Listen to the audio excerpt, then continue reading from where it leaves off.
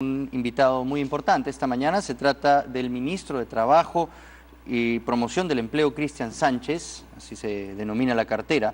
Señor ministro, bienvenido y gracias por estar aquí en el programa. Muchas cosas que conversar, muchas responsabilidades muy importantes en el ministerio que usted encabeza, porque uno de los principales problemas que tenemos como país es la formalización de la economía, la formalización del trabajo. Todos los esfuerzos que se han hecho hasta ahora de diferentes gobiernos para tratar de hacer esa transición, porque se entiende que tiene que ser una transición, que no se puede hacer de golpe la formalización, pero en estos intentos, diferentes gobiernos, Humala, el propio gobierno de PPK, han fracasado. ¿Qué cosa tiene usted entre manos para tratar de atender esta grave problemática de nuestro país? No sé cuál es el porcentaje de empleo informal que existe, usted nos dirá.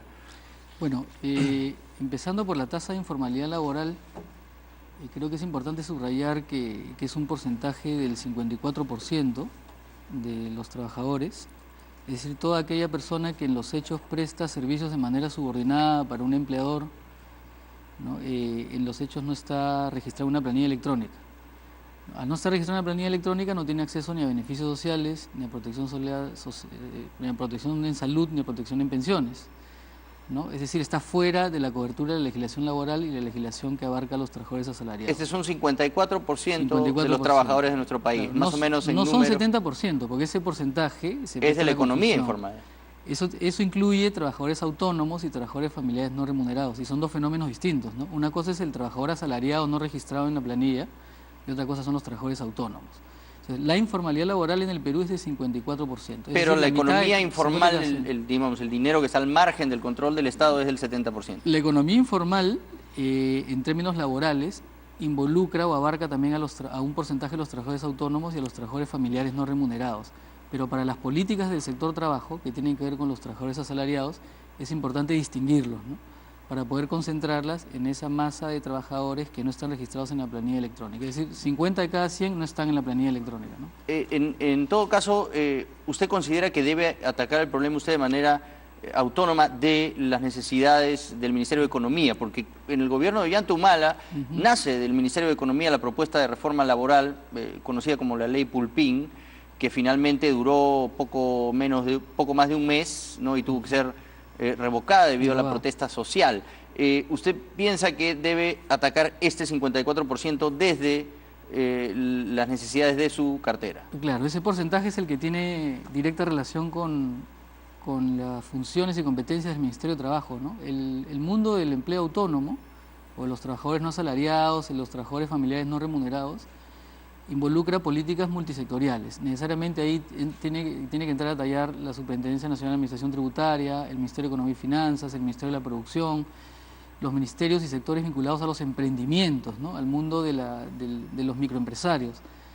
Pero para el sector trabajo, repito, ese porcentaje es relevante. Ahora, las políticas que nosotros estamos desarrollando para atacar este porcentaje de informalidad laboral, que es un porcentaje alto comparativamente hablando con los países de Latinoamérica, tienen que ver con fortalecimiento de la inspección de trabajo. Recientemente se va a crear el tribunal y va a entrar en funciones el Tribunal de Fiscalización Laboral para uniformar criterios de la inspección a nivel nacional. Tiene que ver también con las políticas de promoción, de convencimiento, de persuasión, de difusión de la legislación laboral y de los regímenes laborales especiales. Recordemos que hay un régimen para la microempresa vigente desde el año 2001, con sucesivos cambios que se han venido produciendo a lo largo de estos años. Y sin embargo, a pesar de los 17 años, 16 años de vigencia de ese régimen para la microempresa, muy pocas microempresas se han formalizado.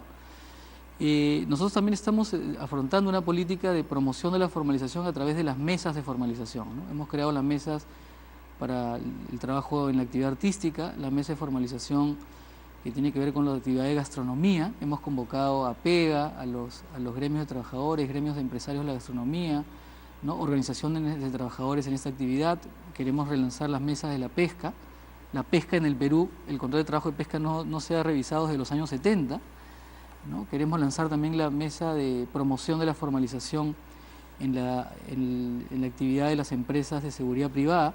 Entonces, esos espacios son espacios de diálogo, de convencimiento, de articulación de políticas que tienen que ver también con las políticas de promoción de las microempresas que están en el Ministerio de Producción, y son espacios importantes para difundir y promover la formalización laboral. O sea, nosotros no concebimos la política de formalización únicamente como sanción o fiscalización que tiene que ver con SUNAFIL, sino también con la articulación de otras políticas y otros sectores para promover la formalidad, ¿no? Pero sí, lo que usted anuncia representa un cambio.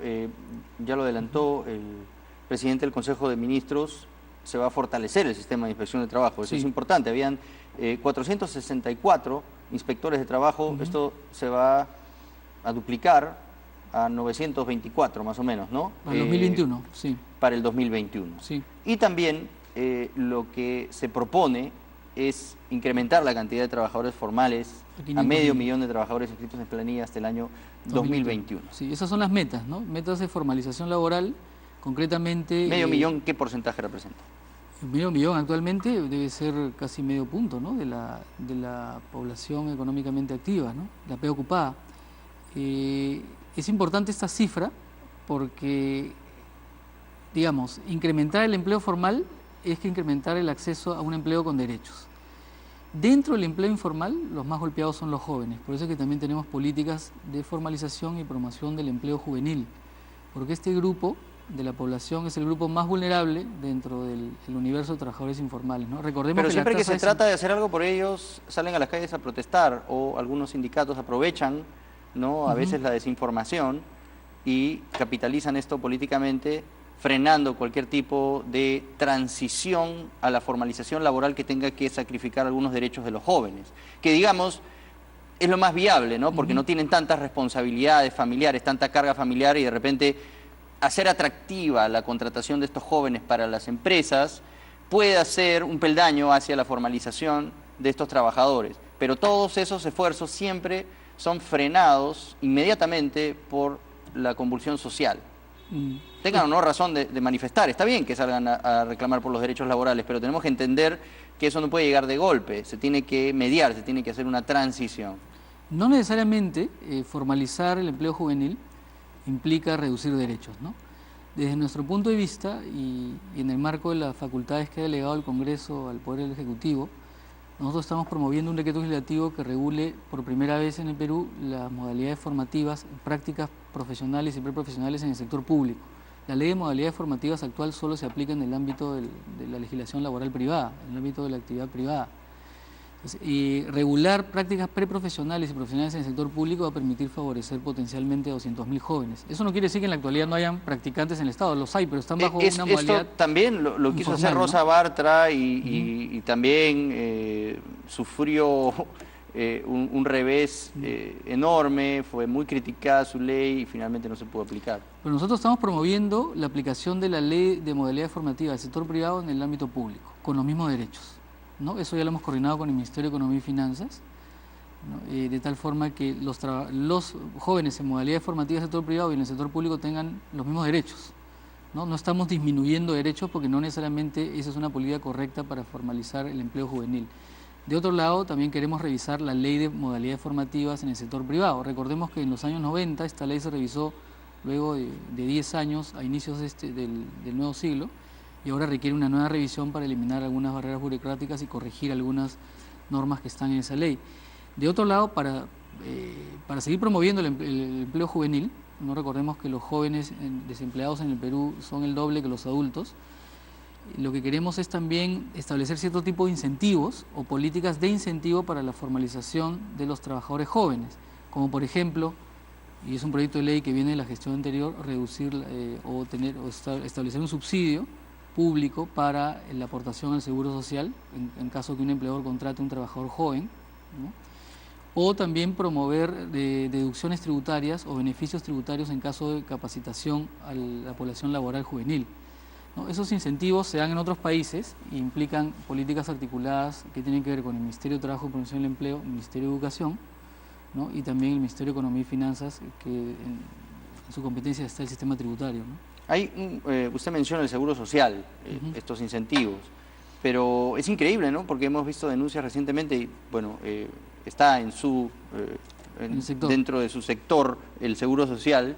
Lo vimos ayer inaugurando por fin este puente con Fiorella Molinelli, una gestión necesaria, que parecía un despropósito no tener esa conexión entre emergencia y la UCI, por ejemplo, pero en fin, a buena hora que se haya hecho esta gestión tan importante. Pero el Seguro Social le deben muchísimo dinero y los más grandes deudores también pertenecen al propio Estado. Sí, exactamente. Ahí tiene dos tipos grandes deudores, ¿no? Sí hay que destacar que la deuda privada es mayor que la deuda pública, pero gobiernos locales, gobiernos regionales y gobierno central le deben históricamente al Seguro Social, ¿no? Pero eso es increíble, eso es un problema que también hay que atender, ¿no? Es un problema que hay que atender. ¿Cuánto dinero hay ahí, digamos, de instituciones públicas? Bueno, no tengo la cifra exacta, pero es una deuda alta. Altísima. Alta. Pero los deudores privados deben más que los deudores públicos, ¿no? Que las entidades públicas. Sin embargo, parte del fortalecimiento... Sí, pero el Estado no puede deberse a sí mismo, pues. Bueno, es una deuda que se tiene que saldar, ¿no? Se tiene que saldar y eso depende mucho de las capacidades del Tesoro Público. Ahora, parte del fortalecimiento del Seguro Social también pasa por reducir la informalidad. Si nosotros reducimos la informalidad laboral, vamos a tener más contribuyentes que paguen la contribución del Seguro Social. Si cada vez en el Perú crece la informalidad laboral, el Seguro Social va a tener menos contribuyentes que aporten, o menos empleadores que aporten la tasa del 9% por cada trabajador. Es decir, por cada trabajador que se formaliza, el Seguro Social también recibe un beneficio económico. Claro. Mejorar las prestaciones de salud del Seguro Social tienen que ver con una reducción firme y constante de la tasa de informalidad laboral, ¿no? El sector trabajo está abocado, por eso, principalmente a la reducción constante de la tasa de informalidad laboral, que beneficia también la política de cobertura en salud y beneficia también la política de cobertura en pensiones, porque cada trabajador formal es un afiliado más, es un aportante más a una administradora de fondo de pensiones o al sistema público de pensiones. Claro, esa vinculación con el Ministerio de Trabajo es histórica, ¿no? De hecho, el Revaliatis es conocido como el Hospital del Empleado, el ex Hospital del Empleado. Eliminar, ¿no? el Hospital del Obrero, ¿no? Porque claro, salud, el Seguro Social de Salud es el sistema de protección social en salud de los trabajadores asalariados. Por eso es que históricamente ha estado adscrito al sector trabajo desde que era el IPS, desde que era el Instituto Peruano de Seguridad Social. Toda la política de formalización laboral se articula también y tiene que ver mucho con la política de protección social en salud y en pensiones, ¿no? Por eso es que la informalidad es hoy por hoy una tarea que desde el presidente Vizcarra, ¿no?, se ha tomado como una política pública, una política de Estado que tiene que ser firmemente desarrollada. ¿Es la continuación del gobierno de Pedro Pablo Kuczynski el gobierno de su vicepresidente Martín Vizcarra?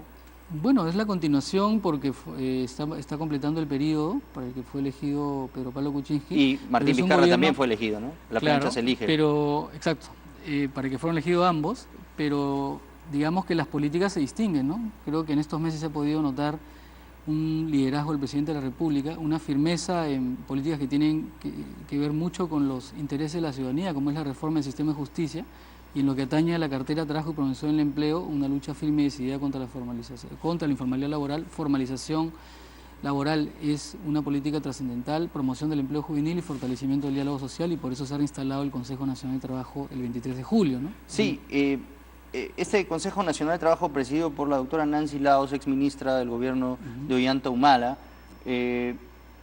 está también empezando a funcionar, ¿no? Con digamos, más energía que antes. 15 meses estuvo paralizada la participación del Consejo, ¿no? Los actores sociales no participaban, se reunieron únicamente para aprobar el último incremento de la remuneración mínima en marzo de este año, pero había una paralización de 15 meses sin diálogo social. Con la confianza y el respaldo de los actores sociales, de gremios de trabajadores y de empleadores, que es una muestra de confianza al gobierno, más que a la gestión de trabajo, ¿no?, al presidente Vizcarra, se han vuelto a juntar, se han reunido el 23 de julio, se reinstaló el Consejo, y el 9 de agosto próximo tenemos ya la agenda consensuada entre gremios de trabajadores y empleadores para avanzar juntos en un proceso de diálogo firme y decidido, ¿no? Usted menciona algo muy interesante, que es una de las últimas, si no la última ley que firma Pedro Pablo Kuczynski, que es el aumento del sueldo mínimo, de la remuneración mínima vital, de 850 soles a 930 soles, y para eso exclusivamente se reunió el Consejo. Exactamente, no se reunía desde marzo del año pasado. Los trabajadores asistieron únicamente para... Parece una gestión hecha con premura, ¿no? Bueno, fue muy discutido la forma en que se incrementó la remuneración mínima en medio de un contexto político complejo y complicado para nuestro país, pero lo ideal es que las partes consensuaron una fórmula que tiene dos componentes, ¿no? Costo de vida y productividad. Esa fórmula está consensuada del año 2007. Lo que hemos propuesto, y los actores sociales están de acuerdo con eso, es que esa fórmula se incorpore en un decreto supremo que regule la periodicidad de incremento y la periodicidad de revisión de la remuneración mínima con la participación de los actores sociales. O sea, esto debe ser cíclico y Claro, debe responder a los aumentos técnicos, de los precios, ¿no? A criterios técnicos, a costo de vida y a incremento de la productividad. Y al estar en un decreto supremo se va a poder de alguna manera liberar de cualquier tipo de discrecionalidad política, ¿no? Al estar en una norma con rango de decreto supremo, no va a haber injerencia política al momento de revisar los incrementos de la remuneración mínima, ¿no? Eso es importantísimo, y en eso están de acuerdo tanto los gremios de trabajadores como los gremios de empleadores, ¿no? Porque sí es algo que tiene consecuencias políticas bastante fuertes, si no pregúntele a su jefe, sí, César Villanueva. Sí, porque es un tema sensible. Se tuvo que ir por eso, ¿no? Es un tema sensible para los actores sociales, es un tema importante para el mercado de trabajo y es un tema que tiene que ver con compromisos asumidos por el que Perú subir el en sueldo es, internacional. digamos, el acto populista por excelencia, ¿no? Le subo el sueldo a La todos. idea es que no lo sea, ¿no? La idea es que los incrementos de la remuneración mínima respondan, como he señalado, a criterios técnicos, ¿no? Y hay una fórmula, si esa fórmula está Claro, en un país incorporada en una moderno y norma, civilizado, por supuesto, ¿no? Claro. debiera ser así, pero Por eso a veces no somos tan es colocarle una tan norma civilizados, y ¿no? librarlo de la injerencia política, ¿no? Que es el compromiso que hemos asumido y que los actores sociales están de acuerdo en que así sea, ¿no? Y a su parecer estos 930 soles también siguen por debajo de, digamos, los cálculos técnicos que usted Bueno, ha hay hecho. un atraso histórico en la remuneración mínima. ¿Cuál pero- debiera ser la remuneración mínima?